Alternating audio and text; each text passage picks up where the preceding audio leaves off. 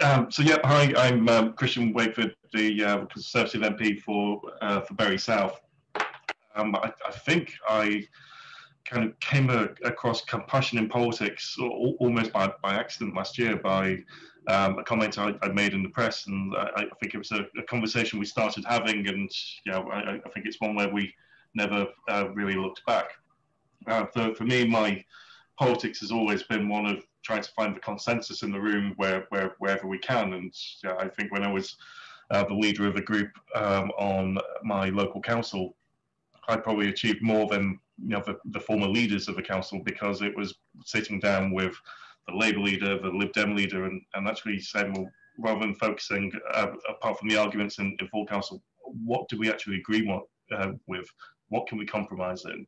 And where can we actually move forward together, so that my parts of the borough, your parts of the borough, we're all actually moving forward together.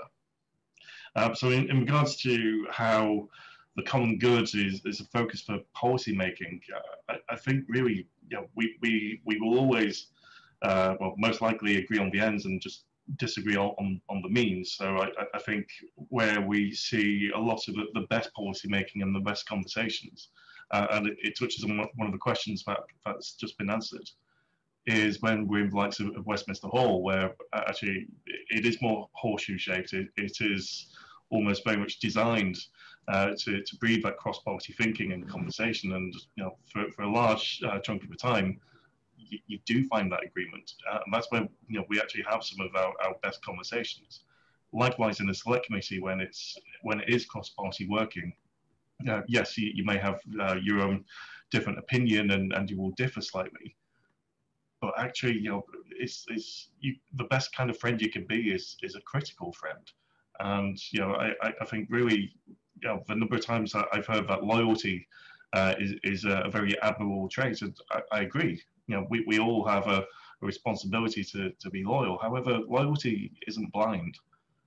That means if we're not happy with something, we say so. We speak up. We call out where we think things are wrong, and we saw that again this week with the potential rebellion over the 0.7 GNI for international aid. And whilst I'm disappointed we didn't have a meaningful vote on it, to come out and say, I don't know. Well, I know it's not popular.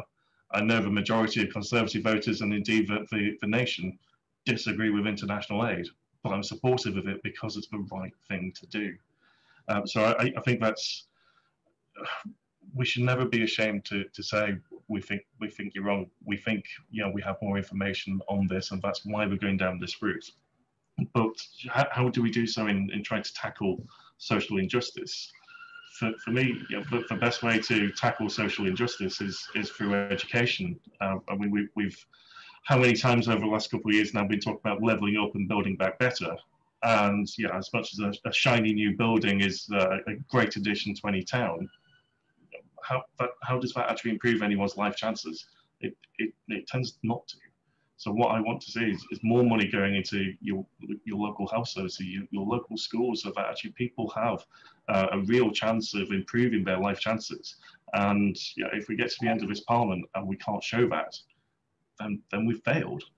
And I think as a final point as to how we can unite a divided nation, that's going to be a very tricky one, unfortunately.